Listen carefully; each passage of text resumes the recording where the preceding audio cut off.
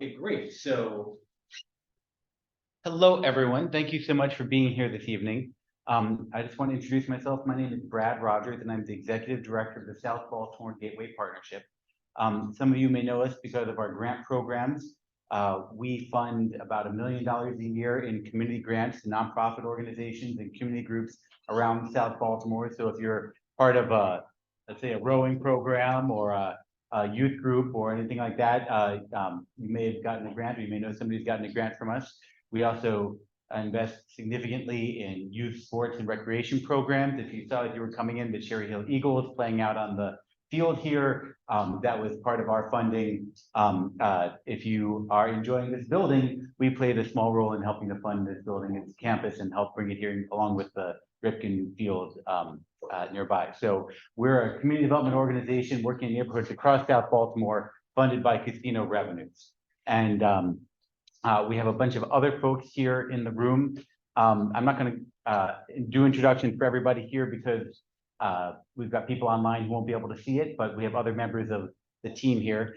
And I'm going to, hold on a second, I probably should be doing this. And I'm going to start this presentation, and if anyone online has a hard time hearing, please don't hesitate to ask me to speak up. It's my favorite thing. All right, so all right. So a year ago, we were all gathered for a major celebration and announcement that we had raised tens of millions of dollars to restore the natural shoreline of the Middle Branch. At the time of this announcement, it was $48 million. Since that time, we've brought it up to $53 million, and we're continuing to raise money for that purpose. And what we're here to do today is to update people on what's happened in the past year since that announcement, and what they can expect moving forward in terms of implementing this bold vision for restoring the Middle Branch.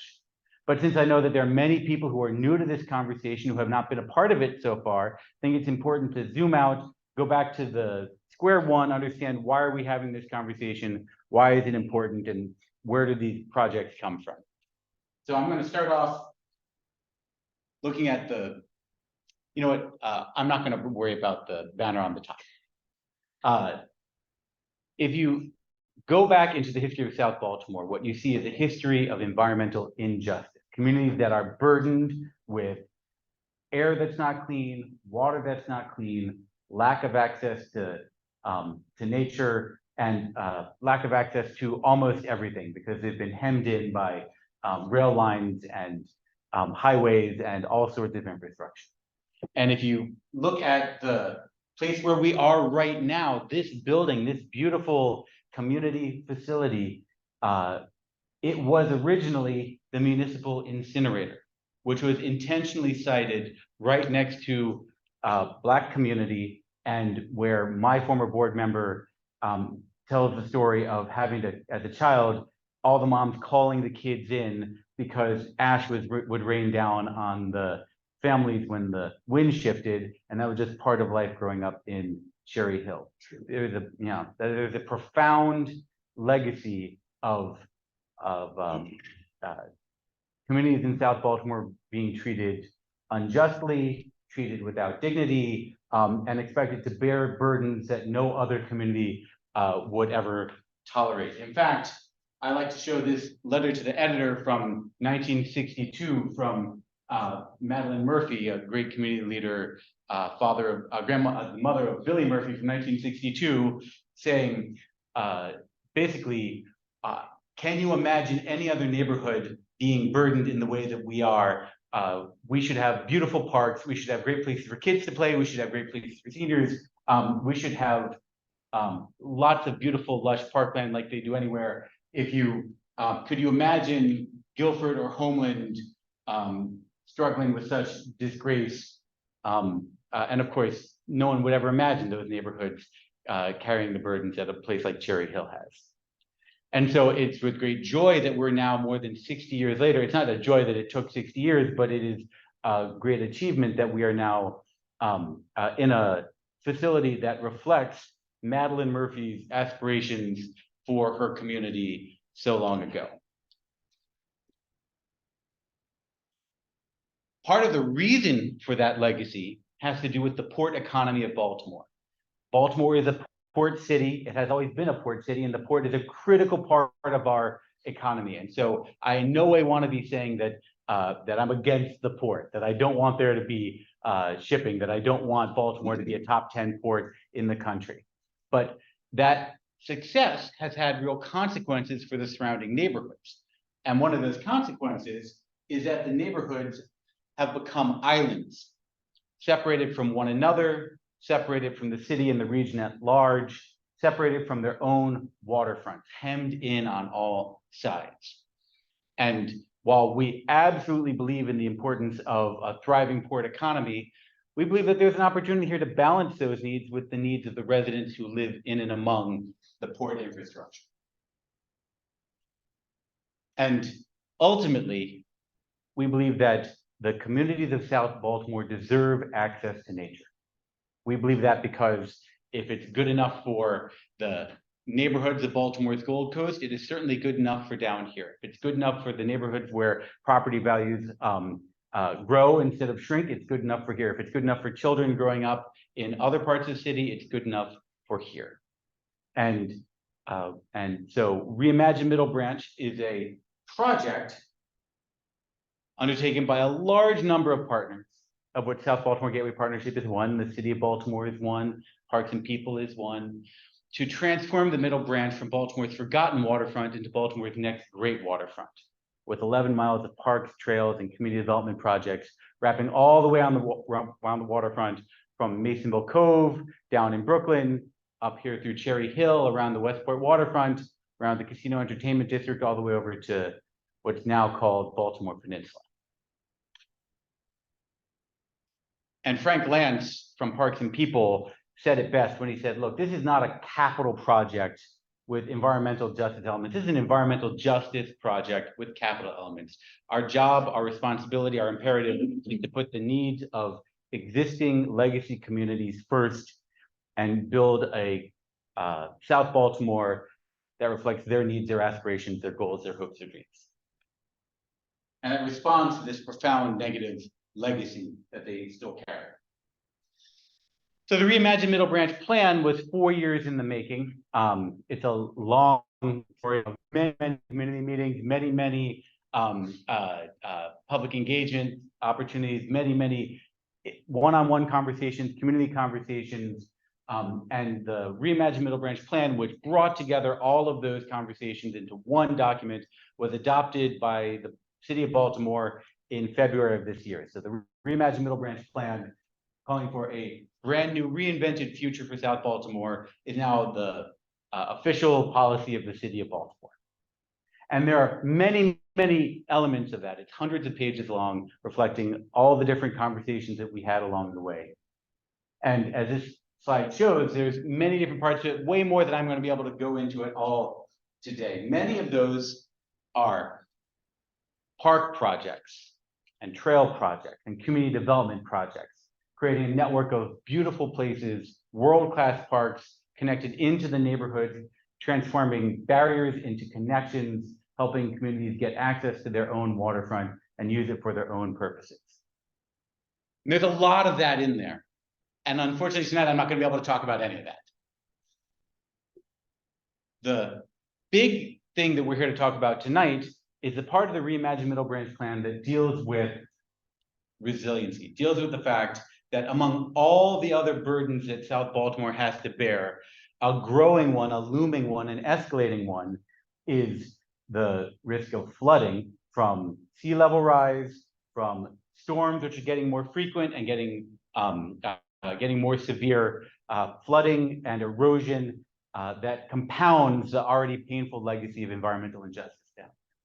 And we want to make sure that there are ways to relieve the communities of that challenge and to do so in a way that responds to the larger desire for better access to nature. And so in the Reimagine Middle Branch plan, it calls for 11 miles of soft natural shoreline wrapping all the way around the waterfront. Soft natural shoreline that reflects the way that this water body was before that was taken away. before the wetlands were filled in and dredged away. There were 3,000 acres of natural shoreline along along this section of the Middle Branch. And we are interested in trying to put that back, not only for the benefit of animals and plants and all that, but because nature-based infrastructure is one of the best ways to protect communities from the type of storm surge and flooding and sea level rise that we're talking about. That's called the Middle Branch Resiliency Initiative. And the first stage of the Middle Branch Resiliency Initiative is taking place in 2 sites. Up at the top, to protect BGE Spring Gardens campus. That's the BGE facility with those big tanks that have murals on them off of 395. We want to make sure that in the event of a big storm, people in South Baltimore have access to heat and have access to natural gas, and that there isn't a compounding problem of the storm and then the consequence of the storm. And then the second part is down here, surrounding MedStar Harbor Hospital in Cherry Hill and into Brooklyn, that whole Hanover Street, OT Street corridor. And the first of those, the site that's going to go into construction first, where we're actually going to be implementing first, is down here, next to near the hospital. And so the purpose of today's meeting is to update the community and all the different stakeholders in what we're doing to fulfill the promise that we made in the Reimagine Middle Branch plan, that we would begin to actually take action and address these problems. And it's been now a year since we announced that we raised a bunch of money. We've been doing a lot of permitting, a lot of engineering, a lot of very boring behind the scenes work, but we're getting to the point where construction is going to start to begin on the first wetland. And we want to make sure that we're transparent about that we're communicating before it happens, what people can expect, why things look the way they do, how we're going to be addressing things like noise and access so that people understand what to expect, and that nobody shows up in their community one day and says, hey, what's going on here? No one ever told me about this. We want to make sure that we are being transparent and communicative as much as possible. Yeah. My name is Robert. I'm from the Cherry. Sure. So, me having access to the internet, and seeing this, and what you just said, nobody wants to walk up on, hey, what are you going? What about the people that don't have internet? So how are they reached out to be informed of this meeting, or even what's going to take place? So we've been attending community meetings, including the Cherry Hill Community Coalition meetings, for the purpose of spreading that as much information about this work as possible. Colleen, who's on the computer right now, attends those meetings regularly, and other members of our staff have been working to make sure that people know as best we can. We're not perfect. We, I'm sure, can find more people who we haven't reached out to, but we've been very sincere in trying to get that word out. And if even here in this building, if you go over to what's now the teenage room, we have big boards up with pictures of all the things that I've been showing so far, so that anybody who walks in can know what we've been working towards together. I'm talking about like reaching out to those senior buildings. Oh, things like that.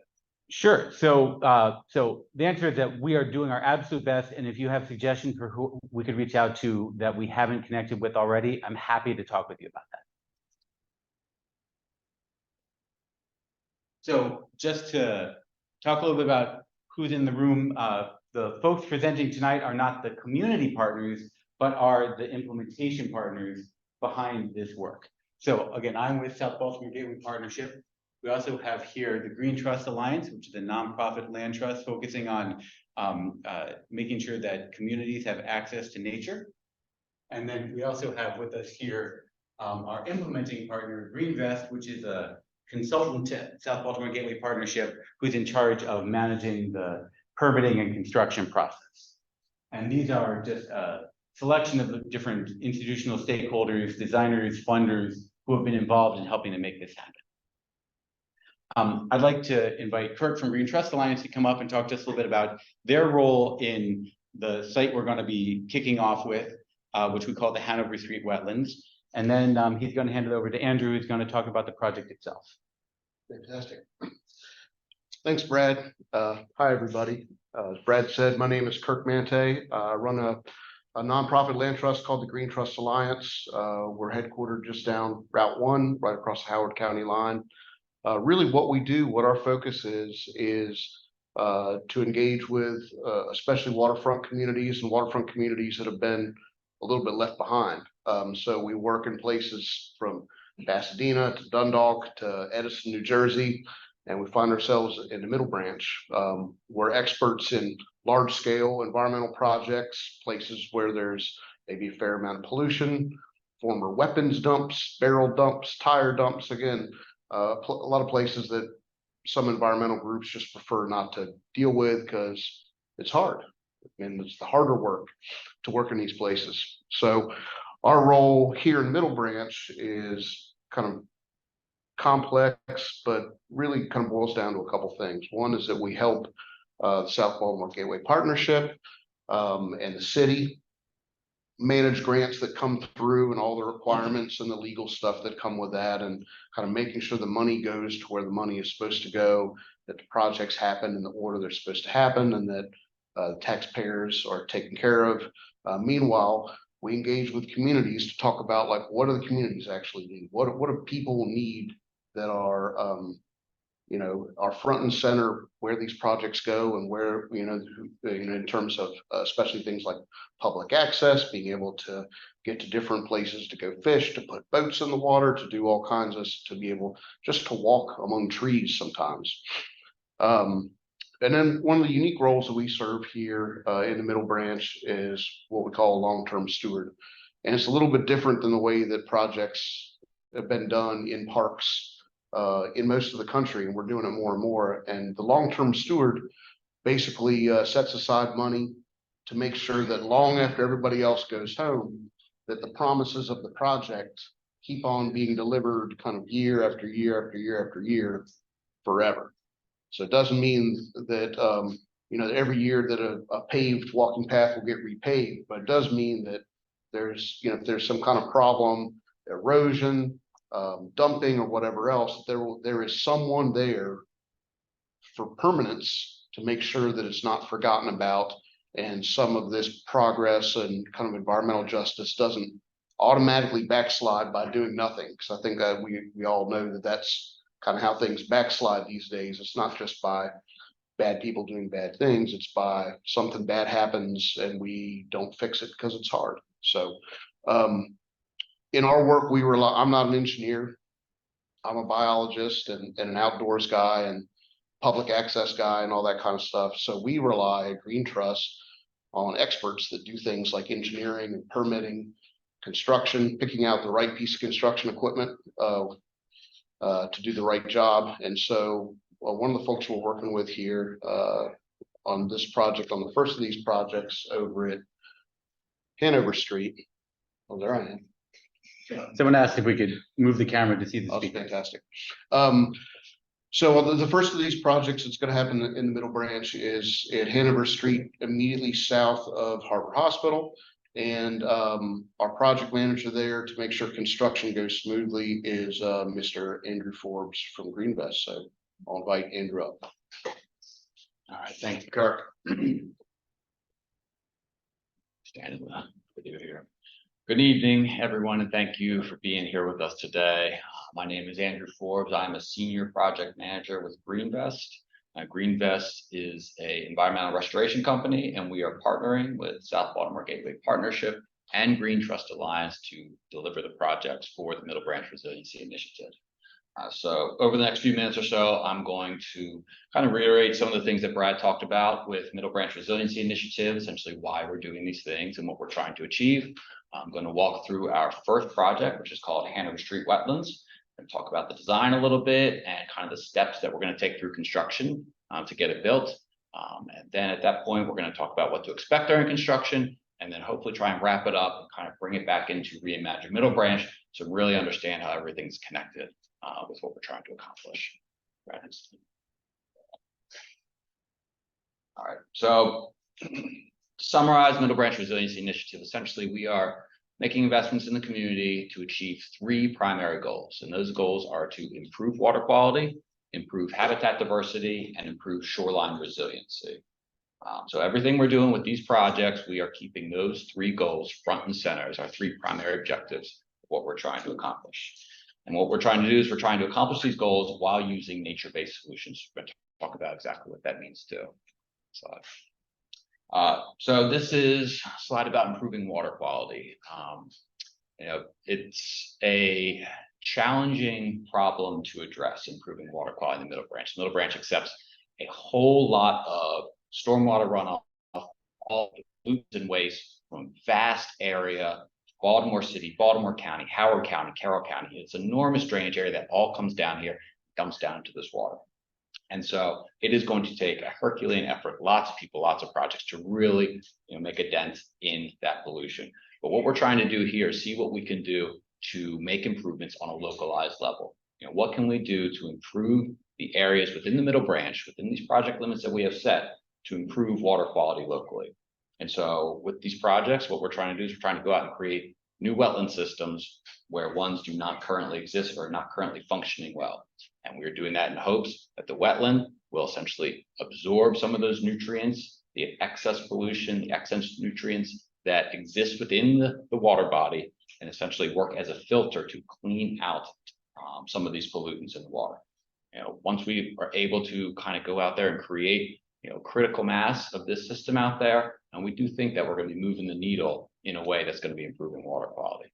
And I think a lot of times we think about improving water quality in Middle Branch, we talk about what it's going to be like to swim in the water in the future. And that might be, far away. It's not impossible, but it's, maybe a distant goal. But something that's more realistic and tangible now is just the idea of going down and interacting with water in a way you're just not scared to touch it. So for me, I've got 3 kids. We live in South Baltimore. We come down to Middle Branch fairly often.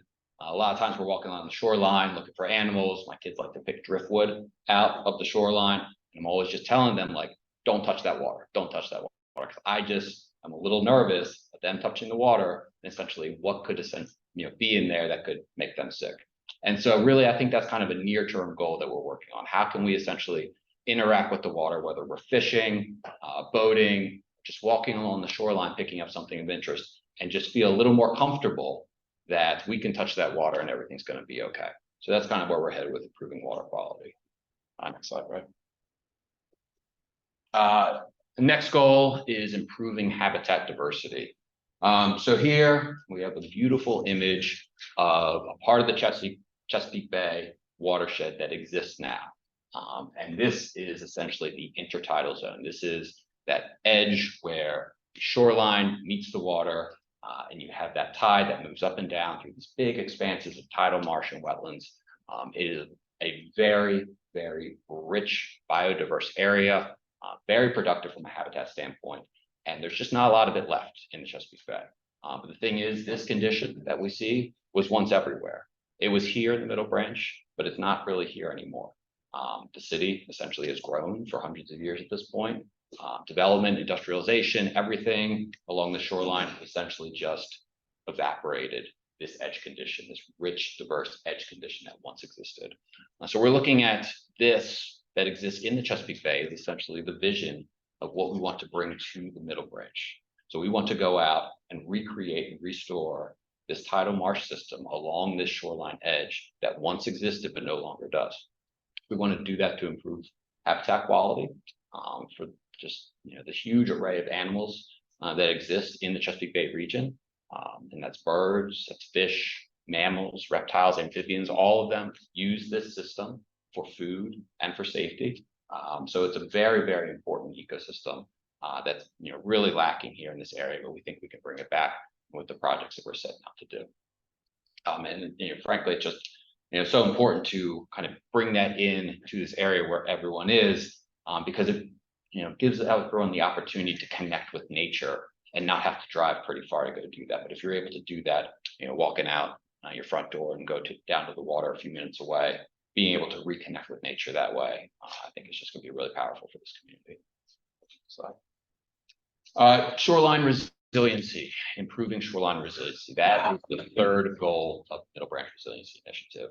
And the big one here is thinking about protection against the effects of climate change, just sea level rise, and the increasing frequency and intensity of extreme storms, mostly hurricanes. So I think it's probably 20 years or so since the last big one came through Baltimore, back in 2003. And the thing is, it's been quiet for 20 years and there's been other big storms, so the big one will come. We don't know when, if it's going to be this year or next year, 5, 10 years from now. But what we do now and the improvements we make along the shoreline now essentially lay the foundation for this community, our community, to be prepared the next storm that comes here. We talk about resiliency, and what we're thinking about is, trying to take that punch from the storm, and then how quickly can you rebound back to your normal day-to-day life. Sometimes when communities get hit with these massive storms, we don't hear about in the news, but it could take weeks or months before infrastructure, utilities are reset and normal life can resume. But we want to make sure with Middle Branch communities and the work that we're doing, that we're able to absorb that storm and essentially be able to rebound much quicker than that, where we're protecting our critical infrastructure, protecting our critical utilities, and not having to go through that pain day after day of post-storm life that could potentially happen. All right, Brad. And when we're talking about achieving these three goals, improving water quality, improving habitat diversity, improving shoreline resiliency, we want to do that with nature-based solutions. So nature-based solutions are essentially using natural materials to go out and build these projects. And so there's 4 primary ones we're going to use. That's wood, sand, stone, and vegetation.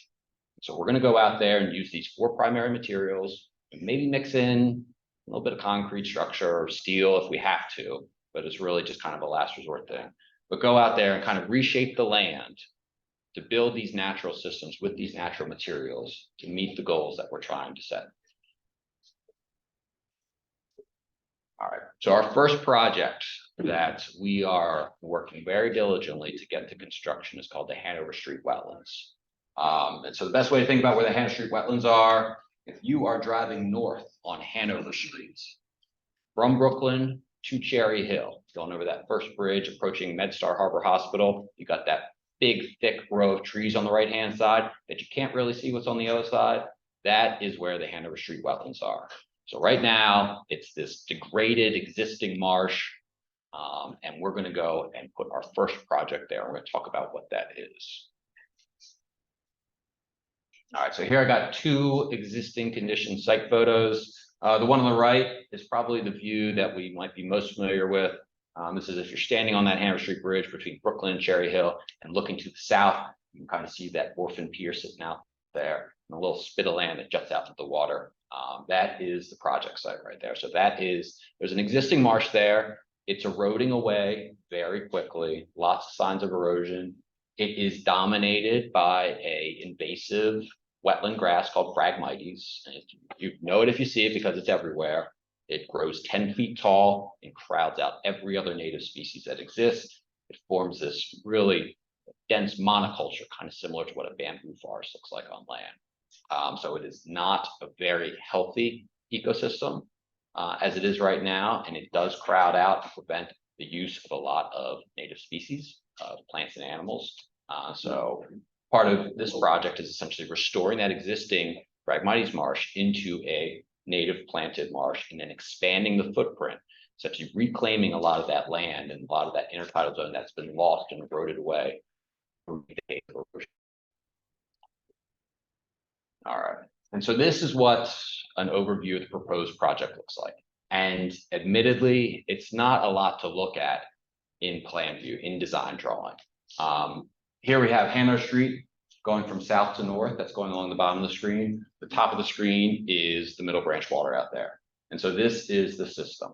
So we have that dark line along the top that essentially represents the outer edge of the system, which is going to be a stone perimeter berm that goes around. And then the different color-coded areas inside represent these different planted zones that we're going to create, which are low marsh, high marsh, and areas we call supratidal and maritime forests. We kind of go up the slope up to Hanover Street. So kind of playing with the grades, changing these elevations and creating these different zones that support different plant types helps us build in the diversity within this system. Yes. So that slope, that's gonna be even flow, right? Excuse me. The slope that you talk about, that's gonna provide an even slope, even flow. Well, we got, and you know, Hanover Street kind of sits up pretty high right there, pretty steep slope. So we're going to soften that out maybe a little bit. But the main thing is, you know, we just want to plant it in a way that we feel is going to be stable and resilient for the future. We want to do that using a lot of native shrubs and native grasses. Okay, the next few slides, we're going to talk about construction and the different steps that we're going to take to go out and construct a project. I'll give everyone an understanding of what that looks like and what to expect moving forward. So first step is we have to go out there and we have to get rid of all of the Phragmite grasses. It's tough to do. They don't like to go away easily. So this one piece of equipment is called a Marsh Master. It's pretty small, but it's just going to roll through that area and just start knocking the stuff down. You're going to have a person sitting next to the driver. He's going to have a little wand. He's going to be spraying herbicide on the Phragmites to make sure that they really go away and don't come back. This is the invasive species management phase of the project. And this is something that we're going to be doing as a pre-construction activity starting in October next month. So that'll be essentially the first activity that happens on site. Okay, so for some of these slides, for the next few slides, I am going to borrow some renderings from a very similar project that was constructed recently down in Alabama. It's called Lightning Point. And this was a project that was constructed by the Nature Conservancy. And this project I'm familiar with. And it's the renderings do a very good job of illustrating these major steps of the project. The project is very, very similar to what we're doing with the Hanover Street Wetlands. You have an existing wetland system, and then you're pushing out and expanding it into the water here. After we do invasive species management, we're going to bring the heavy equipment on site starting in 2024. And they're going to go out and they are going to set that stone perimeter edge. So you'll see a couple really big excavators out there. They almost look like they'll be floating in the water as they go around. So they'll be just taking big piles of stone, start setting that edge, and that really creates our locked-in perimeter for the project. After we set our stone edge, the next step is to bring a lot of sand and mulch and wood chips onto the site, gets blended up, and then gets pushed into that interior section of the new marsh. And we are doing that to fill this area and bring that grade up where that land surface is to our desired elevation. It's going to take a lot of material. It's going to take a number of months to do that. And that is a major next step after we set that stone perimeter, filling the interior part of the marsh with the sand. So when that's happening, it's going to look something like this. There's going to be big piles of sand, big piles of trees and mulch. There's going to be excavators and bulldozers and dump trucks, and they're all going to be moving around, kind of pushing this material where it needs to go over a series of months. All right, and so once we have the stone set, once we have the sand placed, there's going to be a little bit of a wait time as we kind of let this system settle into place. And we're going out there, we're putting new material onto what's some existing soft material out there. It's going to basically take some time to really settling into its kind of static state. And that's what we're looking for here is, making sure that we're, being responsive to those existing conditions and getting the project set before we go to our next very critical step, which is planting the vegetation. So when we're going to plant vegetation, we are essentially going to have this large, expansive, it's going to look like a mud flat out there. I mean, it's just going to be this big dirt pile, very flat. And we're going to have an army of people who are going to just walk around and then systematically, one by one, make a little hole in the sand and then put a small landscape plant in there. It's mostly going to be grasses. There's going to be some shrubs mixed in, flowers as well, but it's going to be definitely dominated by grasses. And it is going to look a lot like that left photo. They're going to be very small, but after a full growing season, it's going to look something more like the right photo, where you kind of think about it. If you're planting your own garden or growing your own vegetables, you start with something really small, and then once that heat comes in and everything really explodes up in size, all of a sudden it looks completely different a couple months from now. So that's kind of what's going to happen within this first growing season. And then after a couple more growing seasons and the system really is established at that point, I think we're going to see just this really beautiful mix of different native species that we have intermixed throughout this grasses. So, we're looking at goldenrod and aster and hibiscus, baccharis, marsh elder, and a whole host of other native species that are really going to be interwoven throughout these different marsh zones and up along the Hanover Street embankment. Really trying to make sure that we are getting something that's going to be really aesthetically pleasing. We want to make sure that this is something that the community can be very proud of when they look at it. And a lot of that comes down to just choosing the right plants and making sure that they take hold and kind of really bringing that beauty out in this natural system.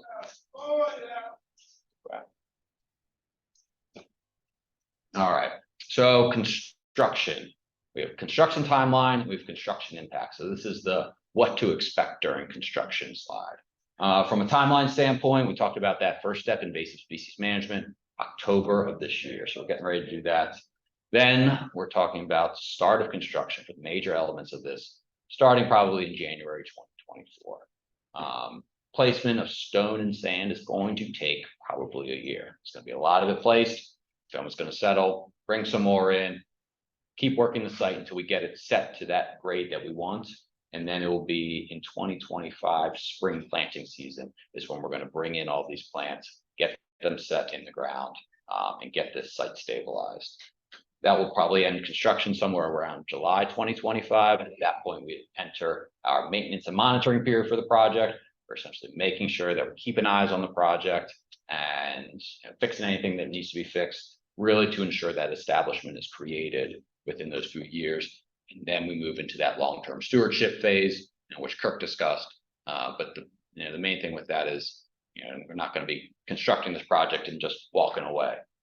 That's the key with so much of this stuff is, we're going to be here making sure that this thing does what it's supposed to do for a very long time. Construction impacts, it's standard work hours for construction day, Monday through Friday, 7 a.m. to 3 p.m. Traffic, and we're not doing any modifications to Hanover Street traffic patterns. So that's the big thing. So there won't be, any lane shifts or anything like that on Hanover Street. There's ample room to maneuver construction vehicles off on the shoulder there. There'll be a series of dump truck deliveries to get all that material on site. It's going to be a lot of material, but there will be staggered. So we're not going to be queuing up dump trucks along Hanover Street. It'll just be that kind of consistent delivery schedule set. Noise, it will be construction noise from excavators and bulldozers and dump trucks essentially moving this earth material around.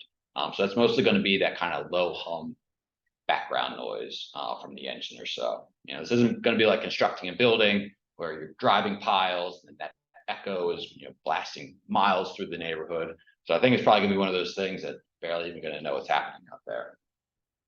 Utilities, this is important. There will be no disruption to water or sewer or internet or power. So we're not touching the utilities. Everything is being done out in this natural area. And then public notice, this is important. Regular updates to the community, forums like this, with this public meeting and other ones in the future, email, and all of the wonderful things that Brad's been doing with his communications team for South Baltimore Gateway Partnership, as well as opportunities through the permitting process as well for public notice and any potential public hearings in the future for the project permitting process. All right, so I got one more slide here, and this is just going to kind of tie the project back into Reimagine Middle Branch as a whole. There's a lot of text here. It's very small. I'll save you all from reading it. Just hit the highlights.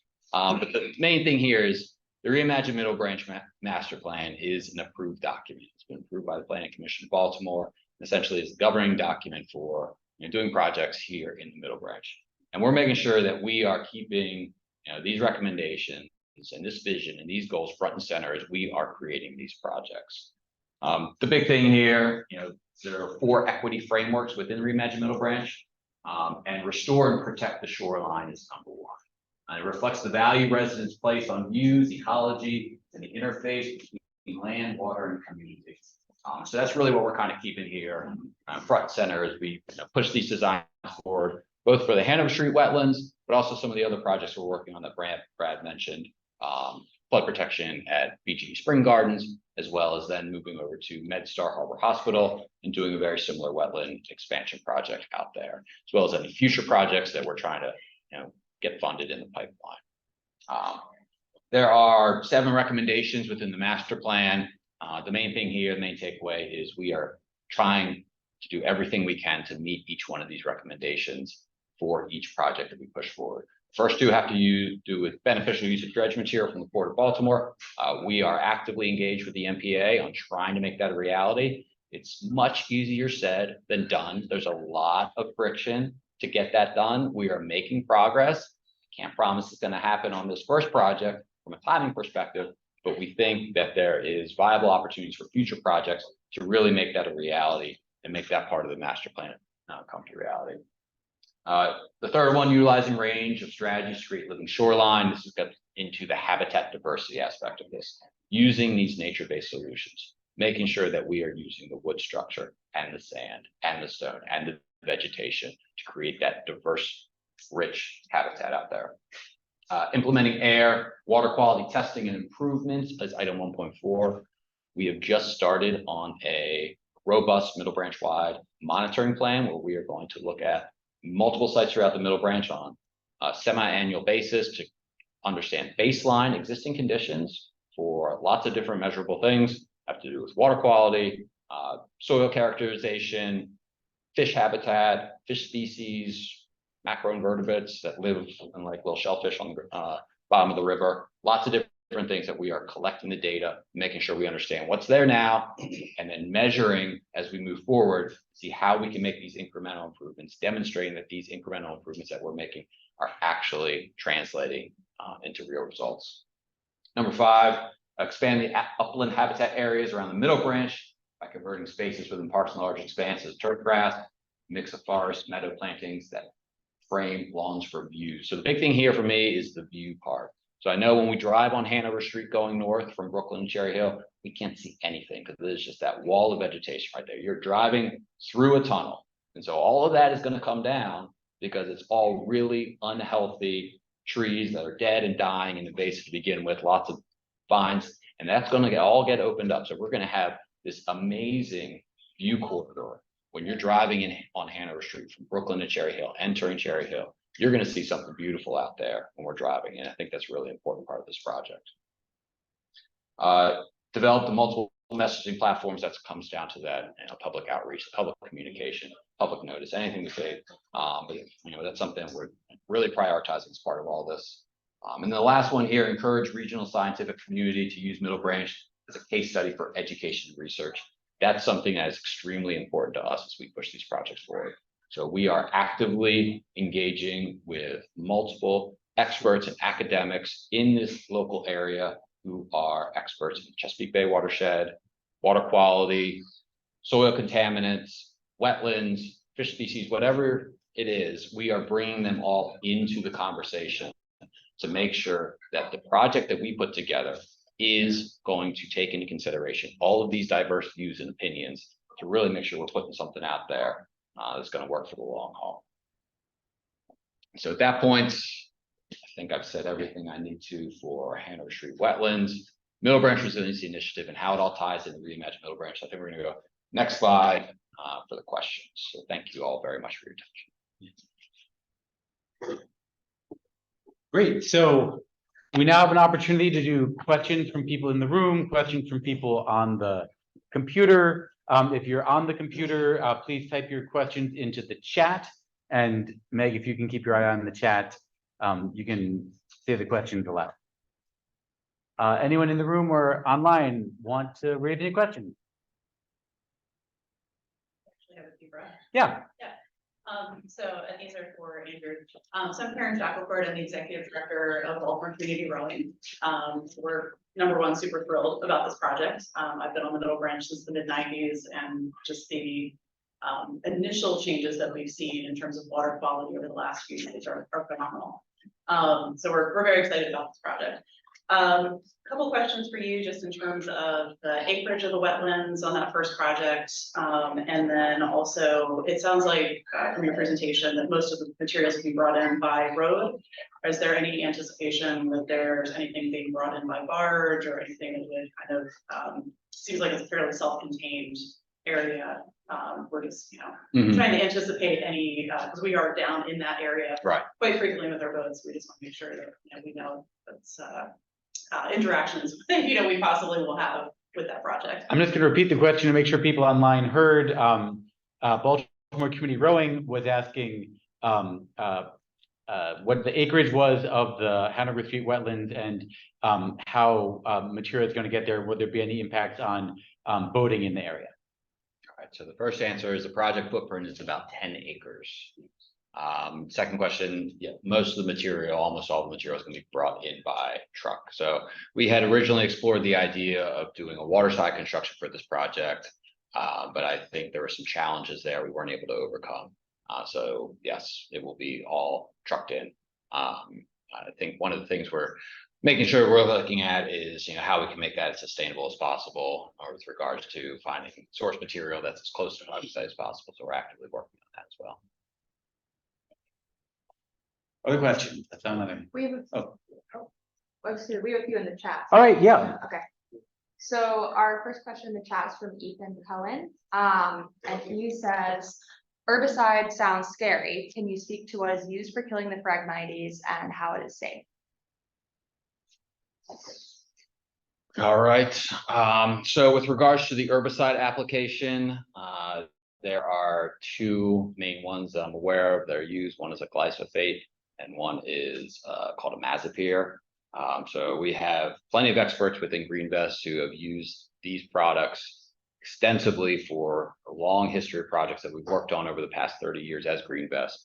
So we have the expert personnel ready to oversee this part of the project, as well as ensuring that we are using the expert contractors who do this stuff regularly too. So yes, Ethan, I agree. Herbicide does sound scary. It does, but it is one of those kind of necessary evils that are required to achieve the goals of the project. When we're up against this one invasive species, the Phragmites, that means we really need to throw everything we got at it. And that's just the reality of the challenge that we're trying to address by using the herbicide application. All right, sir. Question for you. On the new welding system that you're going to have, what is the longevity and the durability? That is an excellent question. So the question has to do with the new wetlands and longevity and durability. So as a natural system, essentially, once you put it in place, there is no prescribed design life, and essentially it can be in there in perpetuity. What it comes down to is the system's ability to absorb the threats and the risks that exist in this world. And so the primary threats that are going to be threatening this wetland and every other wetland within Chesapeake Bay are probably the top two. One is sea level rise. So essentially, with these wetlands, they are very sensitive to elevation of the water. And so they all thrive within a small range of what an expected tide range is. So that tide is going to go up and down essentially every single day, multiple times a day. But the amount of time that that species that's planted there is inundated with water kind of dictates the survival rate. So we know that sea level rise is happening, and that is a primary threat to this system.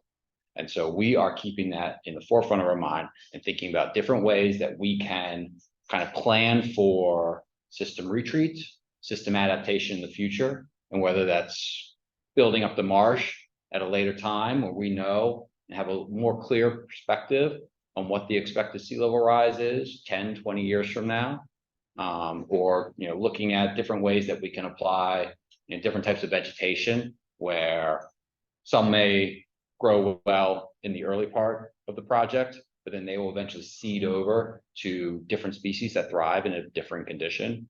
There's different ways to think about it as a dynamic system. The other one is invasive species. And so that's where the long-term maintenance and monitoring, long-term stewardship is so important. And a lot of it comes down to, those Phragmites that we talk about, that invasive bully that's going to come in here. It will come back. And that's like a guarantee. But what is important is that the funding is set up in place where we will be doing that ongoing maintenance and monitoring. So when we do see it, we'll rip it out of the ground before it takes over the entire system. And so it's an excellent question. Those are the two primary things that we are working to address. And I got one more question. Sure. So, on improving the habitat diversity, where would a polluted water be filtered and what's the safety proper procedure? So the filtration that I referred to, what wetlands do is essentially they grow using nutrients from the open water. And so that open water, two of the primary pollutants that are addressed for stormwater management, we're talking about water quality improvements, is phosphorus and nitrogen. And those are two things that essentially come from agricultural runoff or just various sources throughout the watershed. And that all essentially collects within that open water. And the wetland grasses, they feed off of that nitrogen and that phosphorus that exists out there. So they are essentially absorbing those nutrients to fuel their growth and removing it out of the open water system. So that's how it kind of acts as that natural filter. Can we get another question from the chat? Yes, going down the list, our next question was from Grace Hansen, and she was also asking about the design life of the marsh. So I think Andrew probably answered your question, but if you have any other specific questions about that, Grace, please send another message in the chat. So I'll move on to the next one. The next one is from Claire Camardella, and she says, I'm curious about the reasoning behind the use of riprap for the edge of the marsh. From the water, this could appear to be just another hardened shoreline and diminish the opportunity for increased natural shorelines for use by wildlife. You sure you stand in front of the camera? All right, will do. Let me move this chair. Another great question. And yes, I completely agree. So the question had to do with the use of riprap as a perimeter for the project. And it looks like just another hardened shoreline that we see and we're trying to fix. And it could be a barrier to that ecological value of the system. And I agree. And it's something that we have really tried to work with our regulatory agency partners who review and approve our project permits to satisfy their concerns while balancing what we're trying to accomplish from a improved habitat diversity standpoint. And so a lot of the concerns that we've received from regulatory agencies are that there's some discomfort with the idea of having essentially an open system out there. And there's essentially this fear that we go put new material out there and it's going to get washed away just like the existing material. And in order to find the path forward to get the project in the ground in a way that we can satisfy all the various stakeholders, regulatory agencies, and their competing needs to address resources, we tried to come up with a perimeter edge that we knew was going to hold in that material, but also had enough openings in it that we knew that we would be able to create that connectivity to the marsh. So on one of the earlier slides, I'm just going to go back real quick. There we go. So we have the perimeter still, but you'll see we kind of have these half moon shapes in 4 separate locations. So at that point, we are opening up the system to allow that aquatic connectivity between the interior of the marsh and the open water system. There'll be some wood structure there, which will have lots of openings to allow that movement of aquatic life in and out of the marsh, allow for this very valuable flushing of the system in and out with the tides. So we kind of found this as a compromise that the regulatory agencies were accepting of with regards to how much of this perimeter should be stone and then how much of it could essentially be this more open vent design. But very, very good question. Other questions? Yep, we have a few more from the chat. The next one is from Susie C, who says, Will you prioritize native plant species, 100% native, best to restore ecosystems that support migratory birds as well as other wildlife? Susie, good question. The question had to do with making sure that we are prioritizing native species as well as the benefits to wildlife such as birds. So yes, we are prioritizing native species. Our project funders want that, we want that. And so the first plant list that we have is all native species for this project. I think, yes, it is going to be a very valuable ecosystem for a bird population in Baltimore. There are a ton of birds around here. And I think a lot of times we forget, how many there are and how many would use a system like this. It is, when we're doing this work in the water and this work along the shoreline, a lot of the focus in the conversation is on the aquatic species, because essentially the impact that we are creating is to the water. When we're going to build this, we are impacting the water. So there's a lot of concern about the fish and the crabs and all of the other animals in the water, but we forget all of the other animals that exist that would use this system more so than what exists out there. And number one is going to be birds, but there's also mammals and reptiles and amphibians and lots of others. But they don't necessarily get as much attention in the regulatory process as the fish do. Right. Next question is from Eric Schott, who asks, please address interruption to public access to the waterfront and nearby green space. So I can take that one, which is that currently there is no access to the waterfront and nearby green space. Not only are there no trails on the site right now, and the whole frontage along Hanover Street is completely overgrown and largely impenetrable, but the fishing pier that's down there, that concrete fishing pier, there's been so much erosion, you'd have to be an Olympic pole vaulter to get from the land to the fishing pier designed for people to use. So we are restoring all of that access through this construction, and we'll make sure that there's going to be a trail coming down from Hanover Street to the existing fishing pier that's down there.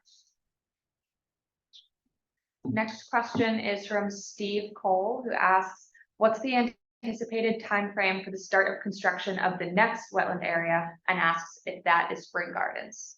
Oh, you want to take that one? I will. Yeah. All right, Steve's question was anticipated timeline for the next project, which is BGE Spring Gardens. And so I'll say that we are working in final design and looking to start our permitting process very soon for that project.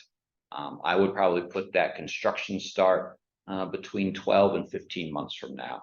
So maybe the best time to say would be January 2025 of that.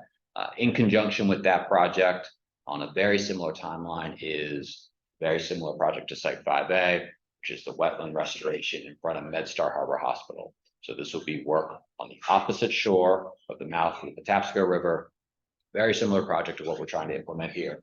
And that is probably on a similar time frame. We'll be starting construction somewhere between 12 and 15 months from now. Okay. We have one more question from Grace Hansen, who's asking if the marshes are designed with a specific sea level rise scenario in mind. These are great textbook questions. Yes, thank you, Grace. So Grace's question, what are we designing for from a sea level rise scenario for this marsh? So we used state of Maryland guidance provided by Department of Natural Resources to select a sea level rise scenario, and I believe that is a 30-year scenario for this project. Can I ask a follow-up to that? Yes. How much, or like how flooded is that wetland like typical day? A typical day, our typical tide range here from low to high, 18 inches or something. You might know better than me since you're on the water so much. Yeah, I think that's where we are. It varies. Yeah, but there's a lot of variability. And sometimes your high tide is here one day, then a week later, your high tide is 2 feet higher. So there's seasonal variability. There is monthly variability. It's just a lot going on. But I think we're typically about 18 inches from high to low on your typical day here. Okay, so like where on the, So to be more specific, the way this marsh is designed, that high tide might be reaching all the way up to the embankments when it gets really high. So this light green, we're calling that our high marsh elevation.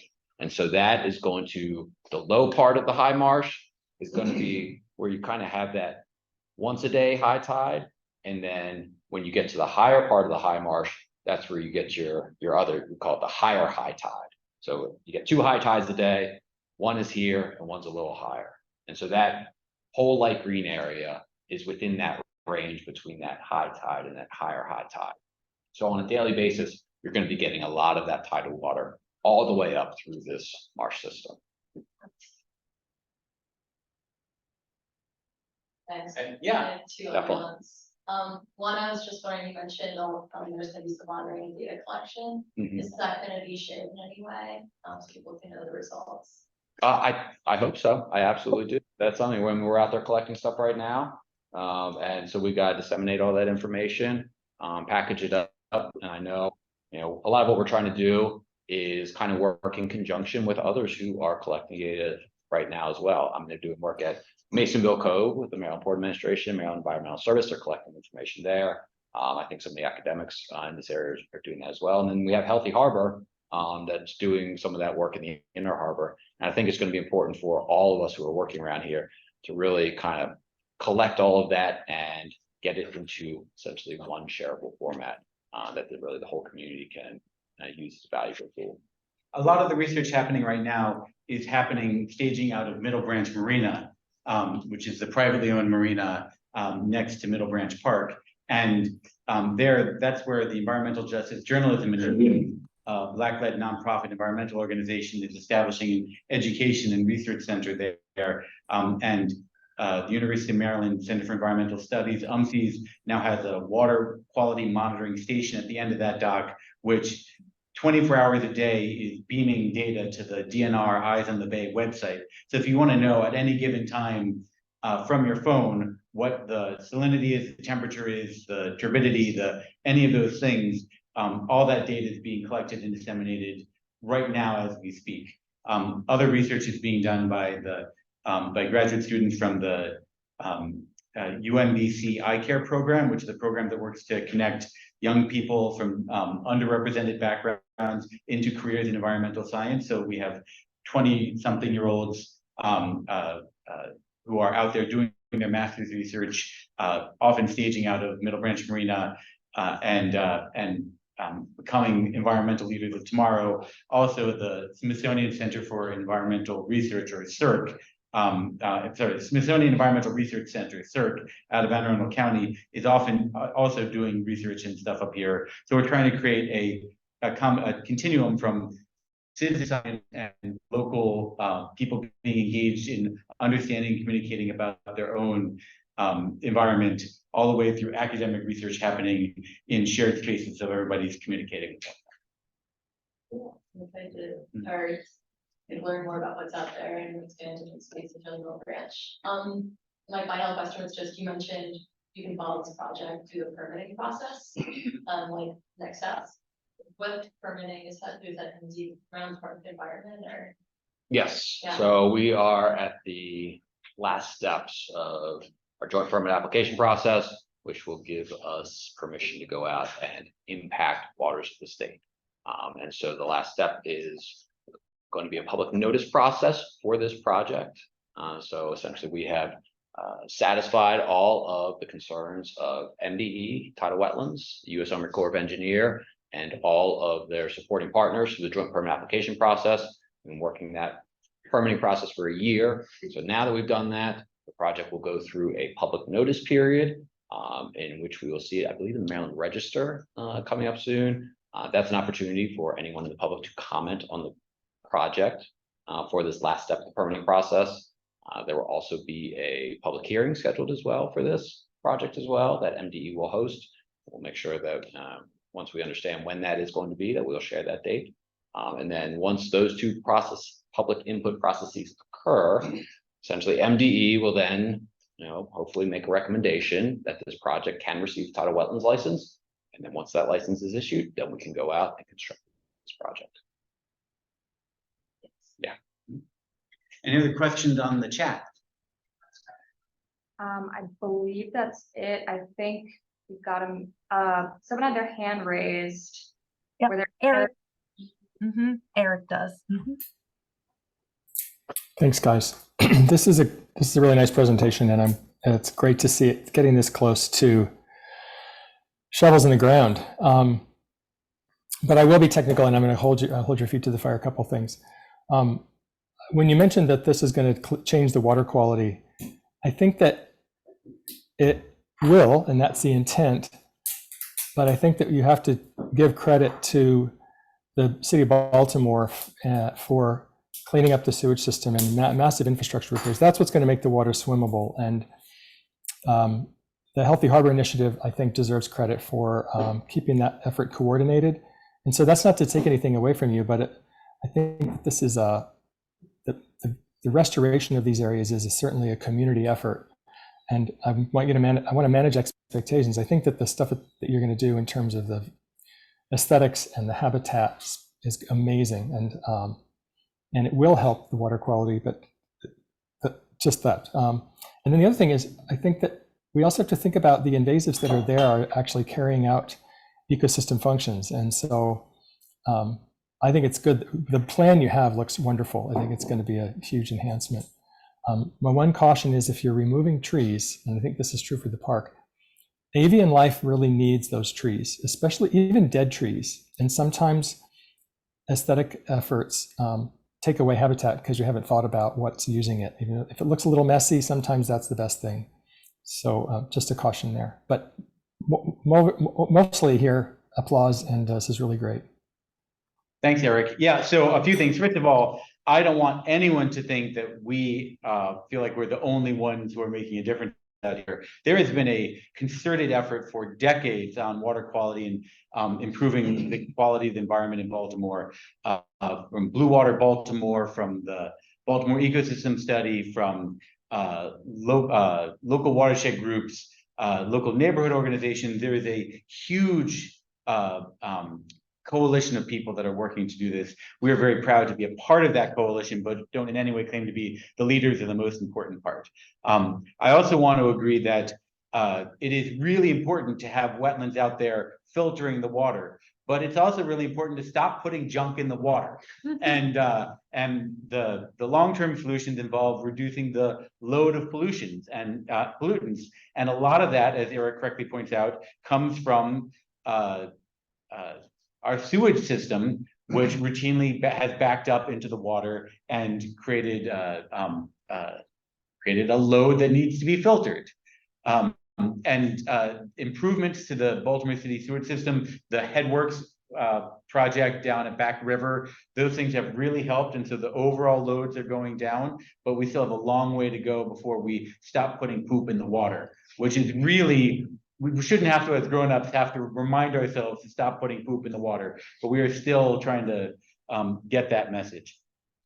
There are also other things which are important and help. It's not just about the nutrients in the water, it's also about floatable trash in the water, and that's where the Waterfront Partnerships trash wheels have been really instrumental. In particular, the Gwynda, the Good Wheel of the West, up at the mouth of the Gwynns Falls, has created a noticeable improvement in floatable trash in the water since it was installed, whatever, 2 or 3 years ago. It's been it was an overnight success. And so I think it takes a lot of people all doing what they do best, working in collaboration with one another to make the kind of progress we're going to see. Right.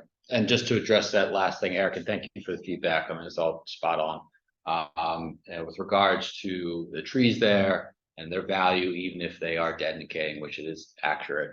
I think one of their challenges here with this particular site is this is where BGE has a pretty significant overhead line corridor running along this site. And so that small strip of land that exists where those trees are, BGE routinely comes through and I think lops the tops off the trees to begin with.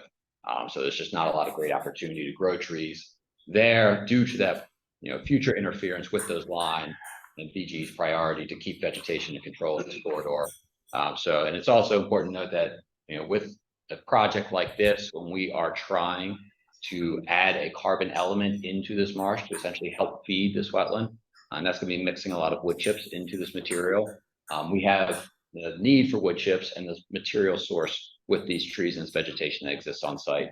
A lot of the trunks of the trees that will be salvaged will be used directly as habitat structure in a variety of diverse and creative ways. We'll be putting some standing snags out there. We'll be just taking an excavator with a claw and just shoving an old tree trunk into the ground, essentially emulating what the effect of what a dead tree is up there, sure that we are providing habitat structure throughout the system.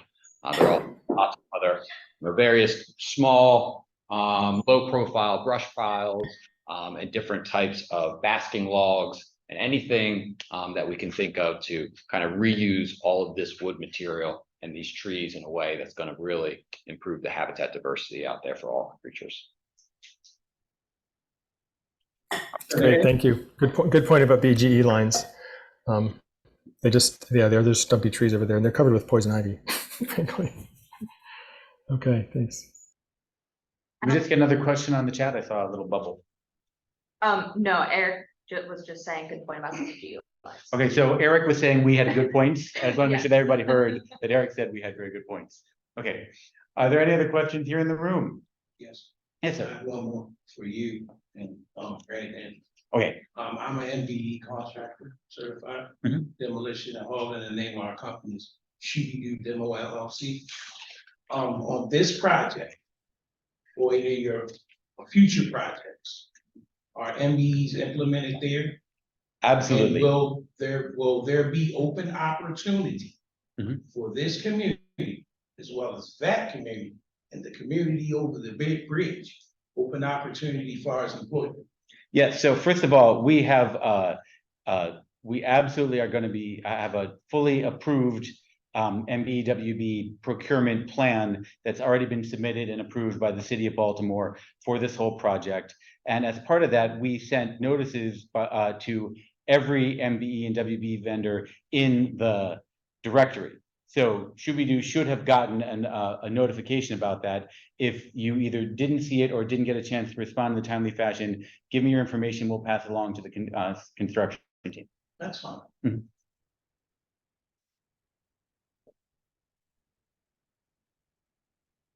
But yes, those are things that are very important.